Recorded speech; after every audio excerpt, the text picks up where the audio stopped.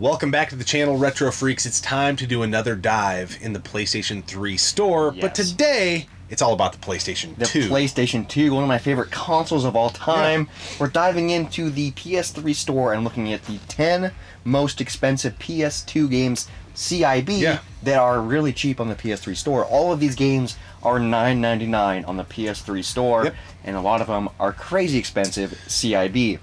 Some of them I'd much rather have CIB, but if you don't want to drop the money, this is a great way to try out these games. It's a great way to just explore. This isn't like a, hey, play these games. It's more of just a price analysis, market analysis. Yeah, awareness of this still is an option on the PS3. And I think it's worth noting, none of the games we're going to cover today are on the PlayStation Plus subscription service. So unless you're got a way to emulate this stuff, this could be just a really cool way. There's some rippers on here. There are games that I haven't played, but there's a good chunk of these that are like must-play titles on the PS3.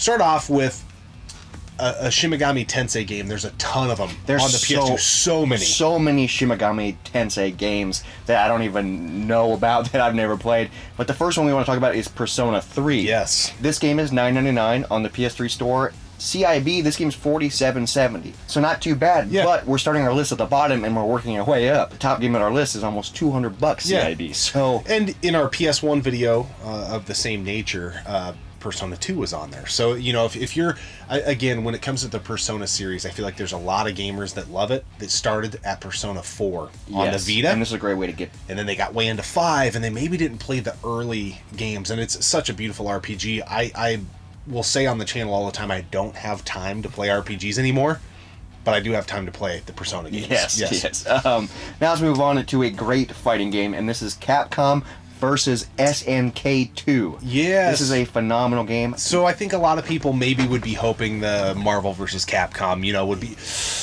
But this is still really good. Yeah. $9.99 on the eShop, and this game goes for $51.03 CIB. So if you want to get a taste and be like, do I want to drop $50 on a PS2 game? Maybe play it first. It's 1/5 of the price, and be like, is it worth it? You know, it's this. That's why this episode is like, is it worth it to buy it physical? This is a great way to test it out. You know, and you know, the Capcom Marvel versus Capcom series is the one that, you know, garners the most money, but fundamentally, you replace Marvel characters with SNK characters, and you've got a game that's pretty dang close. Pretty similar. And if you're a fan of Capcom, if you're a fan of SNK, if you're a fan of fighting games, great freaking games. Now moving on to a game that's one of my favorite PS2 games of all time, Gradius 5. This game is incredible. We actually have it on our PS3. Yeah, I think a lot of people dipped out of Gradius, whether it be in the 8-bit, but definitely the 16-bit era. And I don't know that a lot of people have played Gradius 5, and it's an amazing shooter. One of the best on the PS2. Dude, Gradius 5 is incredible. So it's $9.99. We already have it. This game complete, though, is $53.15. Yep. So kind of expensive, but if you love shmups and you love the Gradius series, I would recommend getting it CIB because it's one of my favorite games. But if you're hesitant, get it for $10 and try it. You know? Little disclaimer: if you get it CIB, it is one of those blue bottom discs, which some of the PS2s out there struggle to play those. But we do have it CIB, but we also have it digitally. Love this freaking game. And the next game on our list, this is a hidden gem. We've talked about it before on the channel. Stamp of approval, stamp of approval all the way. Love this game. It's unique. If you're gonna get one of these games CIB, I'd recommend this one. The Red Star. Yes. It's $9.99 on the eShop, so you can get it for $10. Yep. CIB, this game is $54.29 according to PriceCharting.com. This game is incredible. It's a great blend of freaking beat 'em up, shmups, freaking bullet hell. It's just awesome, and it's co-op. Very run and gun-esque game that blends a lot of styles. Boss fights are killer. This game is incredible. It was supposed to get a release as well on the Xbox, I believe, and it never happened. Really? And maybe on the PSP, but nonetheless, it only ever ended up on the PS2 for whatever reason. I think it was in Xbox Magazine, and people were like, "Ooh." And then it never happened. And then it never came to Xbox, but it is on PS2. And when you see the cover, it seems like a budget title, but it's not. It's not. This game is phenomenal. Now moving on to a game I've never heard of and I've never played, and that's Growlancer, the Heritage of War, or Heritage of War. Don't know anything about this, but it's $9.99. I can't recommend it, but CIB, this game is $62.52, so we're starting to climb up there in price. If this is one of those games you're like, I don't know anything about it, do I want to drop $60? Probably not. $10, give it a try. Yeah, I've heard of it, never played it, but it is unique in the sense that I would never pick it up for the going rate that it's going for. Yeah. But I may dip my toe in the water for that price. Grow Lancer. And we're going to kind of group these next ones together because there's 3 of them, and they're all amazing.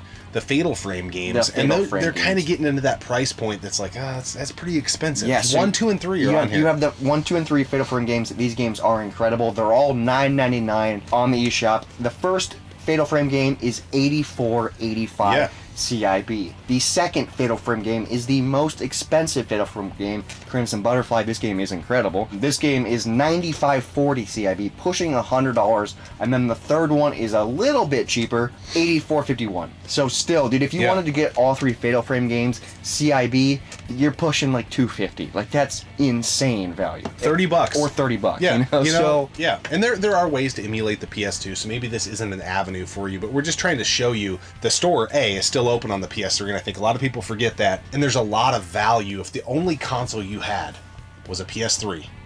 There's a lot of stuff you can still play. There's a lot of freaking bangers. Now let's move on to a really cool game, Godhead. Yeah, freaking Capcom. Yes. Here we go. This game is a lot of fun. This game is awesome. This is another game that we already have, but it's $9.99. This game, CIB, is going for $118.04. Almost $120. That's insane, CIB. Yeah, it's a brawler. This game's a brawler. The kills, the hits, they feel so good. I remember playing this game. I never owned this game, but I played it with my friend Derek growing up. Oh, hell yeah. This is a game cool. This is a game I don't know much about. I didn't really play it much, but it is a Capcom game, and it's pretty good from what I have played. I would recommend getting it digitally for $10 instead of spending $120, but if you really do love it, maybe get it physical, And then we're going to dip back into Shin Megami Tensei games. Yes. We got the Devil Summoner series, which is, I'm a fan of the Shin Megami Tensei stuff. This is a part of their catalog, which is a very confusing universe. I've never played the Devil Summoner games. I don't know anything about them, but there's Devil Summoner 1 and 2. They're both $9.99 on the PS3 eShop. The first game, Devil Summoner, goes for $138.61 CIB. And then the second one, Devil Summoner 2, goes for $140.07, which is absolutely insane. That's so expensive. I'm guessing these games are badass. Never haven't played them. I've played the Persona games. I just haven't got around to these. But I the stamp of approval is there because they don't put out bad games. No. And then the last game on our list, the most expensive PS2 game available on the PS3 store. That's most expensive. And it looks like shovelware. It looks like shovelware. It also, I've never played it. It looks terrible. It's a kissing game. It's a kissing game. It's all about kissing. I don't know. It's about young love, and she sends you on a journey. But it's kissing. To earn her heart, you have to prove that you're a good person and a good boy, which most girls should make you have to do. But the weird thing is he has to go kiss all these random people to earn her love. Maybe to pick up diseases to give to her. Who knows? But Tulip is $9.99 on the eShop, the PS3 eShop, and this game, CIB, is $178.47. That's an expensive kiss right there. Holy crap. Not as crazy as like some of our top PS1 games, CIB, but still really expensive. Like, I've never heard of this game. Absolutely wild. Yeah, $10 just to try it out. I for sure, and I think this is a game that it's unique enough. It's worth a play. It's not epic or game changing by any means. I would say from our list, if there was like a stamp of approval, like, hey, if you don't have a PS2 and you don't care to collect stuff physically, I think you got to get out and get God Hand, the Fatal Frame games, and Red Star and Gradius 5. Red Star and Gradius 5 are my two top picks. Yeah, and then I think probably because the Shin Megami Tensei games are super long, maybe just grab one of them and just see if you like it. Yeah, if you like the style, because they're all stylized very similar. And then if you do love the series, there's so many available. Dude, there's so many PS2 games like on the eShop. Like if you just type in PS2 games and just scroll, there's so many classics, so many epic games. Let's just kind of go through here. You got the Contra Shattered Soldier. It also has Neo Contra. You got the Grand Theft Auto games. Katamari Damacy, Max Payne. Now these are all games, if you have a PS2, they're super cheap to get. Yes. So I don't know that I would pay that. But if you don't, you can and still, you don't have an emulation box. You can still access these games, and like if you only have one console in your room, and it's HDMI, obviously. You know, Red Faction 1 and 2. Yeah, you got a ton of Star Wars games. Ton of Star Wars games. Stuntman. The Suikoden games. I know we mentioned that in the PS1 episode. That game is actually Suikoden 3 is cheaper, physical, or not as bad. Yeah, but still there. Suikoden, whatever. Rayman, all sorts of good stuff. So many as you awesome scroll games. through here. Psychonauts is a PS2 classic. I just want to make sure people are aware this stuff is out there. Read your own mail. If this provides you value, or maybe it doesn't, and maybe you're like, hey, I can emulate all these. Awesome. Yeah, it's great. We just want you to play the games. That's what, it's like. We prefer physical media. Yeah. But if we were to compare prices, let's say you buy all the games we talked about. It was like maybe 13 on the eShop. That'd be $120. Yep. If you were to go out and buy all these games, freaking CIB, physical, freaking keep it alive, you'd be spending $1,100. Yeah, and that is freaking insane. And I mentioned it in the PS1 episode, but doing it this way, you're not tethered to a monthly subscription. And with that being said, none of the games we talked about today are on PlayStation Plus yet. I'm guessing licensing is still intact, so some of these will trickle over as they dribble them out, but maybe they won't. Maybe they won't, dude. A lot of the games we talked about today are kind of obscure. You know, before we filmed, we were talking off camera about the value of a PS3 in 2023. Yes. And, like, if most folks don't care to have all of this stuff, and if all you could get was like a $75 PS3, there's so much stuff you can play, the value there. Dude. And that's not even dipping in. We already talked about PS1 games, PS2 games now we're covering, Vita games, and then the PS3 catalog or library is insane. Yeah, and then also the fact that the console does offer backwards compatibility with some things. You know, the different models does offer everything, and some models don't offer. But still, that's an option as well if you want to get physical. Like, it's just, the PS3 is fantastic. It's a great time to freaking collect for it. It's a sleeper. And, you know, this store, how long is it going to be open? I don't know. You know, Sony did the old, fake out, we're going to close. No, we're not. We're still here. But it's open right now. I mentioned it in the prior episode, but I always want to make sure we cover all of our bases to the best of my ability. You cannot add funds directly on the PS3, so you can't, like, put your card in or whatever.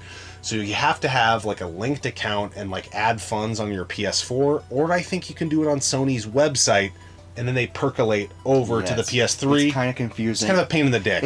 I mean, that's with these eShops. Like, there was a lot of pain in the ass stuff with the Wii U eShop. Yep. It's annoying on the PS3 store that there's not tiles for the PS2 games. There is a way to search by console, but PS1 and PS2 are not an option. You can search for PS3, PS4, and Vita and PSP games, but there's so you just have to search for PS2 and then... It has this feel, I don't know if you feel this way, but I feel like they almost don't want you to know these games are on there. Yeah, but there's so many of them. So, like, why would it be available? It's wild to me. We just wanted to bring awareness that these games are available for cheap if you're interested in that. And it's not like a must go run and buy these things because of the games we talk about. We only have a select few of them. But it's more just like, look at the value that's there if you care to, and you still have a PS3 to fire up. Yeah, exactly. That's the whole point of this episode. I think we're gonna do a few more of these, looking in like the PS Vita, maybe the PSP. Who knows? That PSP might be closed. I think we're done there. Yeah, but the Vita for sure. I think there's a lot of value in the Vita episode. Because we both have a Vita. We've been grinding on it. Yeah. And handheld content may be something that Gaming Off the Grid's never done. But in the coming years, because we have to have time, we may get there.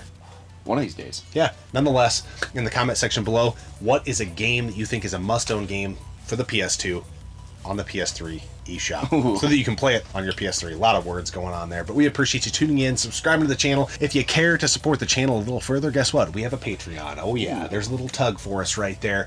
We'll see you next time right here on the one and only Gaming Off the Grid. Now go surf the freaking PS Store on your PS3 and see what you can find. Cheers, everyone.